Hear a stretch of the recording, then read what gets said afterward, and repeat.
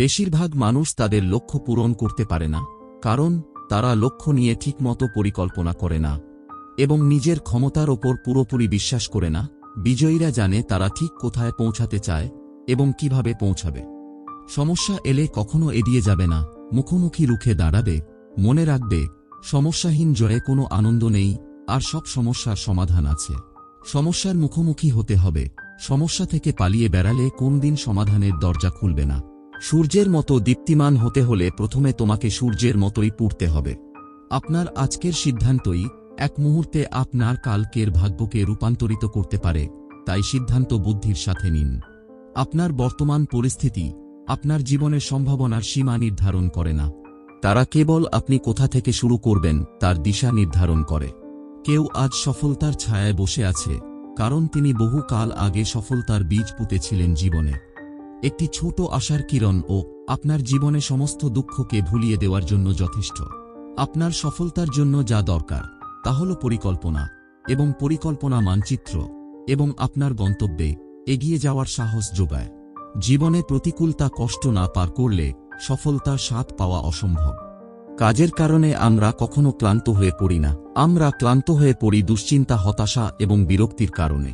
নেশা করুন কঠোর পরিশ্রম করার, যাতে আপনার রোগ হয় সাফল্য পাওয়ার। তোমার পথ তোমাকেই করে নিতে হবে, সব পথ সবার জন্য নয়, তাই কারো অপেক্ষায় থেকো না। তুমি যদি সমস্যাকে বড় করে দেখো, তাহলে কখনো সমাধানের পথ খুঁজে পাবে না। হতাশ হওয়া জীবনে ও একদিন সফলতার সুখ নেমে আসে। একটু ধৈর্য ধরে থাকলেই তুমি সফল হবেই। নরম মাটি একবার পুড়ে ইট হয়ে গেলে তারপর যতই পানি ঢালা হোক না কেন, তা আর গলে না, বরং আরও বেশি শক্ত হয়।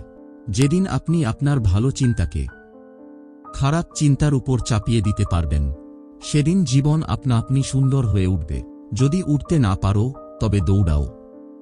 যদি দৌড়াতে না পারো, তবে হাঁটো। হাঁটতে না পারলে হাঁটা হামাগুড়িতে পরিবর্তন করে এগিয়ে যাও। যে অবস্থাতেই থাকো, সামনে চলা বন্ধ করবে না। মানুষের জীবনে পরিবর্তন আসবে, এটা স্বাভাবিক বিষয়। সময়ের সাথে সাথে জীবনে পরিবর্তন ঘটে, এবং জীবনকে সুন্দরভাবে এগিয়ে নিয়ে যেতে এটি অনেক বেশি গুরুত্বপূর্ণ। জীবনের সবথেকে বড় ভুল সময়ের সাথে সাথে নিজেকে পরিবর্তন না করা। তুমি যদি তোমার কাজকে স্যালুট করো, তাহলে তোমায় অন্য কাউকে স্যালুট করতে হবে না।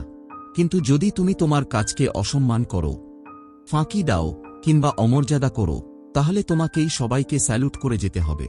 প্রতিদিন সকালবেলা এই 5টি কথা নিজেকে বলবেন।